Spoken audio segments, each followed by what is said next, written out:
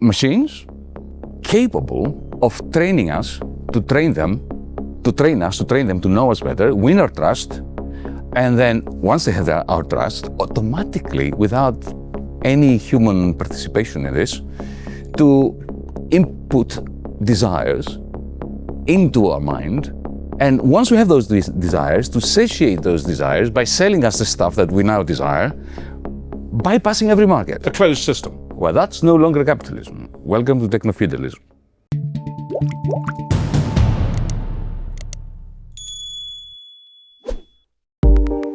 Welcome to How the Light Gets In. My guest today is Yanis Varoufakis, former Greek finance minister and man who has written many interesting things about the shape of the world economy and where it's going. Welcome to you. Thanks for being with us. Great being here. Let me ask you, in a roundabout way, getting a sense of where you are in terms of your analysis of current economics, because in a rather surprising turn of events, you argue that capitalism has actually ended. It's over. And it's been replaced with a form of techno-feudalism. Has capitalism really ended? And if so, it's strange that no one else seems to have noticed. It sounds a bit absurd, doesn't it, to have this hypothesis and to put it about. Until you home in on the actual hypothesis, which is that capital has triumphed. Absolutely, it has steamrolled over organized labor, the trade unions movement, the social democracy, even liberalism. And its triumph has been so complete that, like a toxic virus, it mutated into a new form of capital. That has never happened before in the history of humanity for the last 20,000 years. Capital was always produced means of production. That is, you build a plow in order to produce something else, wheat. Or you build a steam engine to have textiles, or an industrial robot in order to assemble Teslas or BYDs or whatever. But what lives in those laptops and tablets and smartphones of ours is a produced means, it's a machine, but it doesn't produce anything except a remarkable, exorbitant power to modify our behavior. This is algorithmic capital, if you want. I call it cloud capital because supposedly it lives. So my hypothesis... Let me pick up on, cloud capital. But let me just end this because it brings it together. Yeah, so what I'm saying is that we have a new form of capital, which just like the steam engines of yesteryear, caused a major transformation from feudalism to capitalism. We allowed this cloud capital, surreptitiously, without even noticing that it happened, to replace markets with digital platforms, which are not markets. They look like markets, but they're more like cloud fiefdoms, and to replace profit, capitalist profit, with a form of ground rent, which is of course not ground rent, it's cloud rent. And this is a completely different game that we are finding ourselves in. Well, let me pursue that line about cloud capitalism. You put it in, you've sort of given me a sense of what you mean, but I want to push you. Sure. How would you define cloud capital? Machines, which are networked with one another, capable of training us, to train them to know us better, win our trust, and then once they have our trust, automatically, without any human participation in this, to input desires into our mind. And once we have those desires, to satiate those desires by selling us the stuff that we now desire, bypassing every market. A closed system. Well, that's no longer capitalism. Welcome to technofeudalism. Okay. Well, let me talk about the feudalism part of it. So a company owns every part of the market, is effectively what you're saying. It doesn't own a market. It owns a fiefdom, which is not a market. There is economic activity on that fiefdom. There is buying and there is selling, but it's not a market. Because think of Amazon.com, Roger, right? I mean, there are thousands, millions of buyers, millions of sellers, but there is no degree of decentralization whatsoever. In a sense, and I think somebody like you with your experience in politics and economics and so on will appreciate that, it resembles, at least from where I'm standing, the wet dream of the Soviet economic planners. What did they want? They wanted to replace the market with an algorithm. They used pen and paper back then, cybernetics, in the ministry, the Gospel ministry, if you remember, in Moscow, in order to match producers and consumers outside the context of the market. Well, this is what Jeff Bezos' algorithm does. when you are in Amazon.com, you don't get to choose whose wares you're going to see. The algorithm chooses that. It might, if you and I have our tablets and we punch in, let's say, electric bicycles, we'll get different vendors, you and I, because it all depends on the algorithm's capacity to predict what is the maximum rent Bezos can make from the bicycle producer when Bezos matches particular producers to us. That is not a market. So they don't own a market. They own a cloud fiefdom, a digital fiefdom, and they collect ground rent or cloud rent up to 40% of the price of the electric bicycle. That's not a market. Okay, now the terminology is really interesting in this, because you're talking about feudalism, you're talking about a fief, you're talking about rent. This sounds like pre-capitalism almost. Is that really what you're saying? We're going back to some sort of medieval system? No, we're going forward to something far worse than what we had. And I say this as a leftist critic of capitalism. What we now end up having, technofeudalism, is something far worse. It's a mistake to think that we're going back, because there are huge differences between feudalism and what I call technofeudalism. So, for instance, Jeff Bezos was not born with a silver spoon in his mouth. Feudal lords, the landed gentry, all they had to do to be feudal lords was to be born in the right family. Now, Jeff Bezos is a very smart man. Whether you like him or not is another matter. He is a capitalist. He invests in cloud capital, huge quantities of money. The fact that most of it comes from the central bank or came from the central bank as part of quantitative easing, but that's another story, is neither here nor there. So it's a capitalist enterprise, but the form of capital that he is using is creating a new form of rent, which resembles feudal ground rent, but it is based on new, old singing, old dancing machinery, capital goods. Okay, so what can be done about this? What can be done to... Are there any positive proposals for tackling what you're talking about? Nationalising big tech, I suppose, is something some people have certainly talked about. Is that the kind of thing you think should go? There are many different gradations of what can be done. So, because I'm a leftist and unreconstructed Marxist, as I'm sure you will say at some point, or remind our audience, for me the solution always is this: not the nationalization, because I have an antipathy towards the state, but the socialization of apps, of algorithms. So, for instance, why should taxi drivers subscribe to Uber and have so much value being taken away from them and sent to the Cayman Islands, because this is where it ends up, right? Why can't they be a cooperative using an application? Why can't the municipality in which we live or the region have an app instead of Airbnb so that the value stays within the community? Why can't the community decide the rules of this communal, socially owned Airbnb, the rules by which, the renting out of apartments proceeds? So that is, if you want, the left-wing, socialist-leaning, my kind of solution. But even at a much lower level of engagement, let's say that tomorrow the House of Commons in this country, or whoever in the European Union, it's a maze there. Commission, let's say. Yeah, introduces a very simple rule that to operate in our jurisdiction, you have to allow for interoperability. What does that mean? Let me give you an example. I don't know about you, but when Elon Musk went haywire, I wanted to leave X, Twitter. But I can't leave Twitter. I'm a prisoner because I have, 1.2 million followers. There are alternatives. Blue Sky? Yes, and I went. But in Blue Sky, I had 10 followers. In Twitter, I had 1.2 million. Now, interoperability would solve this problem because it would impose, in the same way that once upon a time, remember, with telecoms, they were forced by law to allow you to take a telephone number from one company to another to create competition. Imagine if Twitter was, or X was forced, if when I post something on Blue Sky, to transmit it to my followers in Twitter. That would be an amazing breakthrough in combating the exorbitant power of these techno-feudal lords. So you can do anything from that degree of minimalist but important and substantial legislation all the way to socializing the means of communication. But there's no sense in the contemporary politics that that's on the cards. I mean, if you look at Europe, but also, of course, in Trump's America, many of the people who preside, the feudal lords, I suppose, with the barons within your system, are in positions of strong political power as well as economic power. So there's no prospect of this happening, is there? Oh, no, I would never concede to that. It's not in the air. But this is the beauty, the wild beauty of politics, and of democratic politics. We're here to have this debate.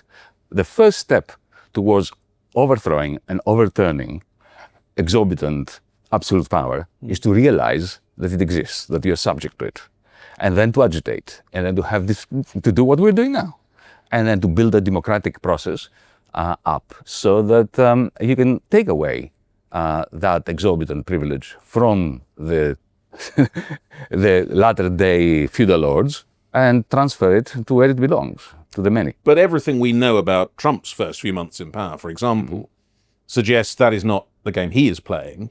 He is there for 4 years. Yeah. He has very strong links with the people we've been talking about.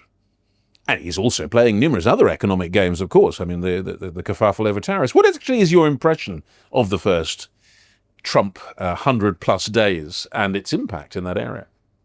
Well, on the one hand, like I think many of us, I'm appalled and I am mortified by this show of utter disregard for basic human decency.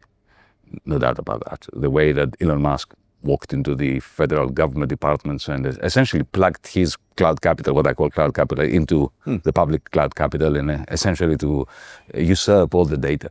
It's a regime change that harks back to the mid-war period of the fascist takeover of the states. You see it in that light? Absolutely. And, the Zig highs are not accidents, imitating art or something like that. Having said that, I differ substantially from centrists, both of the center-left and the center-right, both in the United States and in the United Kingdom, and also in the European Union, who dismiss the Trumpist team as a bunch of buffoons who don't know what they're doing. You asked me about tariffs, or you mentioned tariffs. Yeah. I see a very clear plan in what they're doing. I'm not saying it was going to work, but I think that it is highly irresponsible of critics of Trump to dismiss them as a bunch of idiots.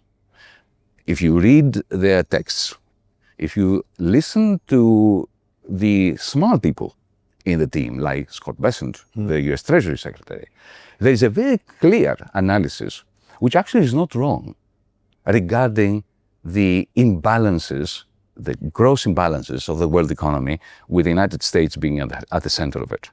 And if you read their analysis of what they are trying to do, not of the means by which they're trying to achieve it, of what they're trying to do, I actually find myself in agreement with them. So when they say that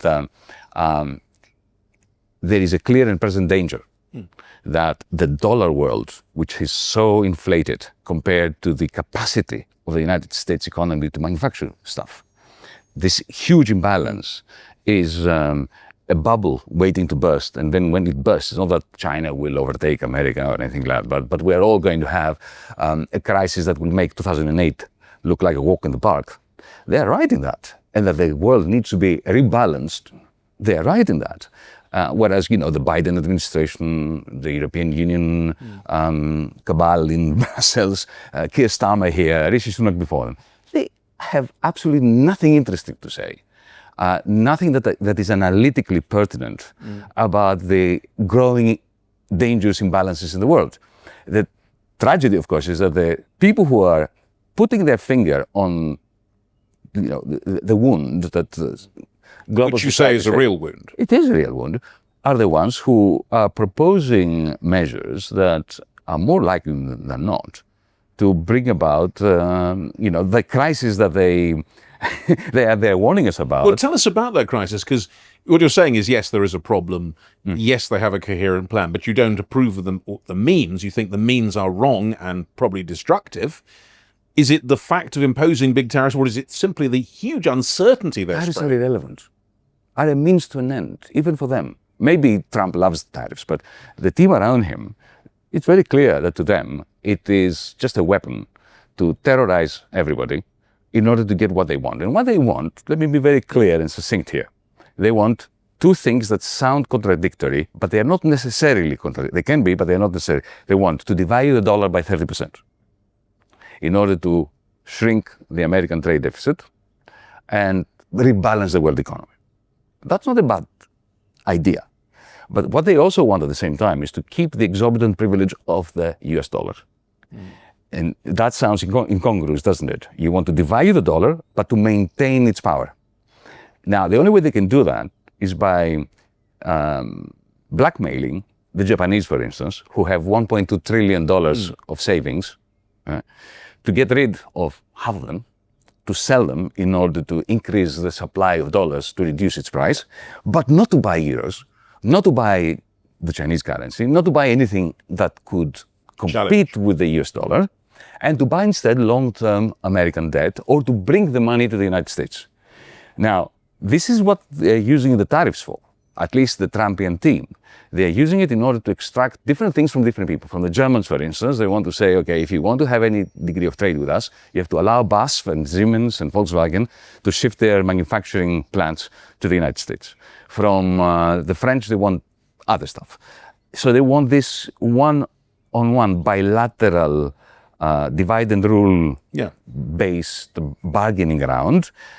And I very much fear that they will singularly fail to achieve that, especially given that China is not going to budge. Well, China was what I was going to come on to immediately, because China holds a vast amount of dollar-denominated... $4.5 trillion. Yeah, extraordinary amounts. Yeah.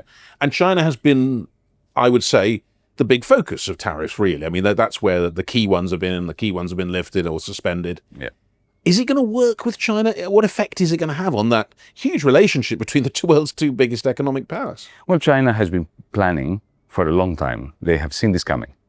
Not necessarily for Trump, but remember, Trump is not that much of an outlier in American politics. Remember when Biden came in, many of us thought, me too, and I have to say erroneously, we thought that he was going to undo the new Cold War that Trump had started. And instead, Biden turbocharged it. So let's not fall into the trap of thinking that, if Trump loses the elections and in the midterms and then the Democrat comes in, this is not going to be reversed. It's exactly like the Nixon shock in 1971. Nixon went, then Carter came, exactly the same policy of the Nixon shock continued. So we have to brace ourselves. The Chinese know that, and they've been bracing themselves. And I think they've already oriented themselves towards creating, to put it bluntly, a new Bretton Woods amongst the BRICS, with associate members from the United Arab Emirates to Saudi Arabia, maybe to some European countries. And this is now, they say they are being extremely conservative, the Chinese. They are not making big noises.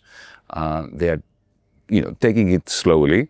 They are still waiting, just in case Trump sees some degree of reason. They are not selling their American treasuries. They could do this. They are not doing that. They don't want their currency to replace the dollar. But if pushed, they are going to turn the BRICS into a new Bretton Woods. Because remember, Bretton Woods was a system whose purpose was to maintain in the center the United States as a surplus country. Because after the Second World War, America had a huge trade surplus with the rest of us.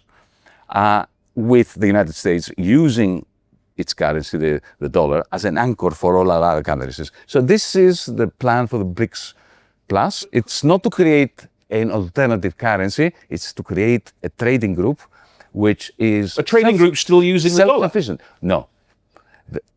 If pushed, they're going to replace it with they have the digital payment systems, they have the digital currency issued some years ago by the Chinese central bank. Now there are about 200 million accounts, including foreign accounts, using this digital wallet. There is WeChat, an amazing application which you could have as long as you wanted to make payments in one. So the world seems to be moving towards a bifurcation, at least to very, very different agglomerations. What about Europe, Yanis? I mean, your home, your area where you have been in government, of course, in the past. what can Europe make of these challenges and opportunities that they got? I mean, is it an opportunity as well as a challenge in terms of what you're talking about? It's a fantastic opportunity, one that we are certainly going to miss. Certainly. Why? Because of the mishandling of the euro crisis. The euro crisis was another opportunity to consolidate, to create a political union, which is essential. Roger, we created a federal money without a federal treasury. It was dumb. The euro crisis, following the Wall Street collapse, gave us an opportunity to correct that. Instead, we did everything we could not to do it. Angela Merkel had the political capital to, give a speech and say, guys, girls, this is the time for us to create a federal Europe. Fiscal and monetary union. Yes. Either you do away with the federal money or you create a federal treasury. And if you're going to create a federal treasury, you might as well do it democratically so that you have a democratic legitimacy for imposing taxes, for borrowing on behalf of everyone. And we didn't do that. And now you can see the political fragmentation. Emmanuel Macron is a lame duck president. Goodness knows what will happen in the next presidential election. But whatever happens, France is not going to have a government that is capable of answering these questions. And Germany? Germany is gone. It's deindustrializing fast. It is now moving from being a fiscally conservative place to a fiscally irresponsible place. They shouldn't have got rid of the Black Zero. Not for that reason. Not in order to buy weaponry, which we really neither need nor want. Neither need nor want? Neither need nor want. This idea that the tragedy which is unfolding in Ukraine is a reason for us to replace Volkswagen plants with Rheinmetall plants producing Leopard tanks, which even if you go to war, they are completely useless, as the Ukraine war has proven. But the only reason why they're doing it is because they need to replace, Volkswagen cannot sell cars. So now we have to buy Leopard tanks that we neither need nor want. I insist on this, but that's another conversation. The thing is that the mishandling of the euro crisis led to a political paralysis, which makes this conversation impossible. They're not having it in Brussels. They simply come out with these ridiculous military Keynesian programs. Before that, remember, it was a Green Deal. What happened to that 1 trillion euros that was going to be spent on the Green Deal? It never existed because, this is what, after the Wall Street collapse and the euro crisis, all you get from Brussels is smoke and mirrors. And with all this analysis, Yanis, yourself, yes, you are formally in government. You have, by your book and for everything else, you have some answers you believe in. Would you yourself personally go back into politics? I am in politics. I'm heading a political party in Greece, a small political party in Greece. We are active in places like Germany. We are active in Italy. Next month I'm going to Oslo for the election campaign there, in view of the elections in September. I never left politics. As Tony Benn once said, I left Parliament in order to become more engaged in politics. And you come to places like this and festivals like this? I need to have some fun. Yanis Varoufakis, thank you very much for being with us. Thank you.